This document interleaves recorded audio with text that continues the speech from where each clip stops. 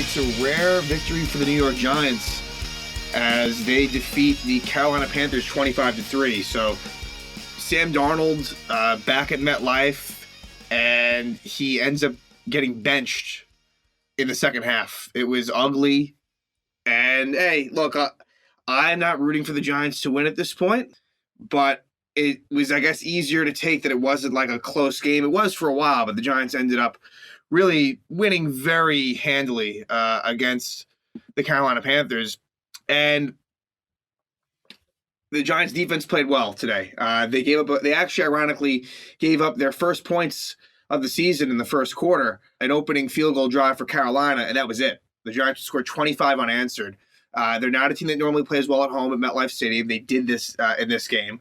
A lot of injuries as well. Sterling Shepard was out, and he had played last game. And then, of course, no Kadarius Toney, who got hurt last game. No Saquon Barkley, no Kenny Golladay. And Daniel Jones played pretty well. Didn't make any mistakes.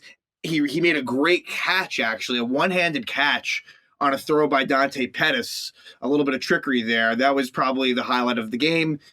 Some redemption of sorts. James Bradbury against their former team, as James Bradbury gets an interception and a fumble recovery. And Graham Gano kicks 3 field goals, including at least one from 50+. And Azeez Ojulari, he gets 2.5 sacks. So there's some things to be happy about. Again, I am rooting for Giant losses at this point. I've made that clear. They will not be making the playoffs, and really not a whole lot of good comes from winning, in my estimation. So that's just kind of how it's been for the most part. Really, the only game that so far this season where it went the way I wanted to is the Ram game. Every other game you could argue it really didn't go as I had rooted. And this reminds me of last season, except last season the Giants had a chance at the NFC East. They do not have, with the Cowboys being as good as they are this year, they got no shot. So the Giants improved to 2-5. This will quiet down a lot of the negative talk around the team, which, quite honestly, I don't like that narrative is going to go away just for a week. Next week they face the Chiefs on Monday Night Football in Kansas City. Kansas City coming off of getting destroyed by the Titans. So you'd expect a pretty motivated Chiefs team, but this isn't as good a Chiefs team as we've seen in recent years. But believe me, as long as Patrick Mahomes is healthy, I see no way the Giants win that game. Absolutely none. Sam Darnold compared to Patrick Mahomes is not even in the same stratosphere. So like I said, Panthers jump out to that 3-0 lead. It was a nice drive, and it was their best drive of the game. It was there was a 4th down conversion, but really not a whole lot. But they get a 45-yard field goal by Zane Gonzalez, and the Giant offense really does nothing for a while. There's a punt. They trade off punts. And then what's interesting is the Giants have a 1st and goal at the 2 where Jones throws it to Kyle Rudolph, and you think that Kyle Rudolph got a touchdown, but in actuality, they would rule him out at the 1. It was the right call. So they reverse the call, and the Giants don't score. Booker, no gain from the 1. And then on 3rd down, they roll out Daniel Jones, incomplete to Evan Ingram, and then Devontae Booker loses a yard on 4th and goal. So that's the classic Giant goal line red zone failures.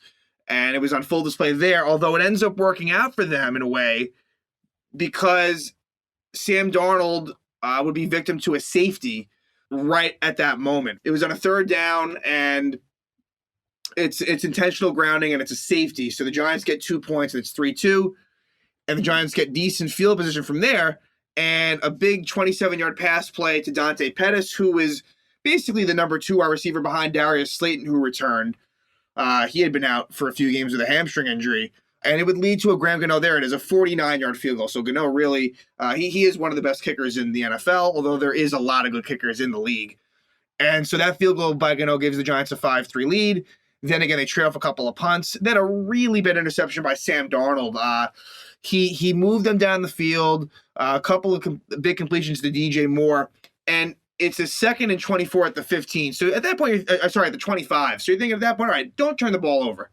2nd and 24. You want to try to move the ball if you can, but worst comes to worst, you get a field goal, you retake the lead. Darnold throws an interception to James Bradbury, and so it's 5-3, and that would be the score at the half. So 5-3 Giants.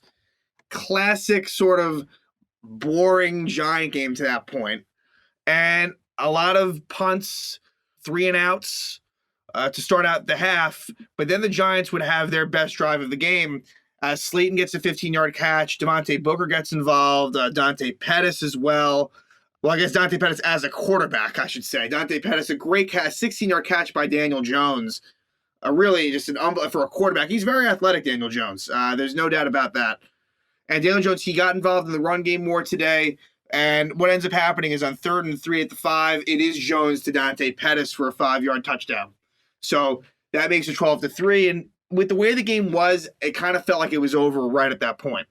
Then Sam Darnold has one more 3-and-out drive. Then the Giants would tack on a field goal. Again, good field position to start. And it would be a 53-yard field for Gano. Makes it 15-3. Then P.J. Walker comes in for Darnold. It doesn't get any better for them. The Giants then get a field goal of their own, again, to make it 18-3. Again, P.J. Walker doing nothing. And then, really a meaningless 19-yard touchdown by Devontae Booker makes it 25-3. So, really, like I said, complete domination by the Giants, especially in the second half. Jones throws for over 200. The stat line wasn't crazy for Daniel Jones, but he really did a pretty good job. Darius Slayton got in the mix. Evan Ingram to a degree. Dante Pettis. And, Ojulari gets the 2.5 sacks. Leonard Williams with 1.5 sacks.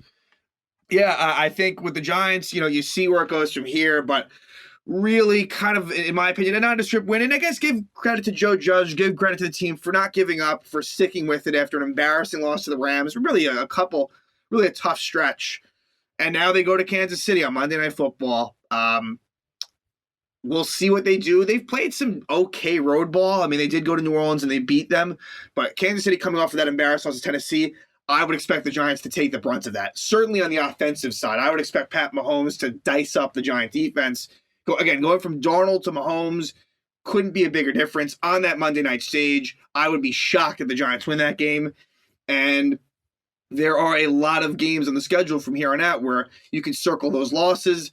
This was not one of them. The Giants responded. And so now they're 2-5. And, sort of a very nothing sort of reaction from me, only because the season's over.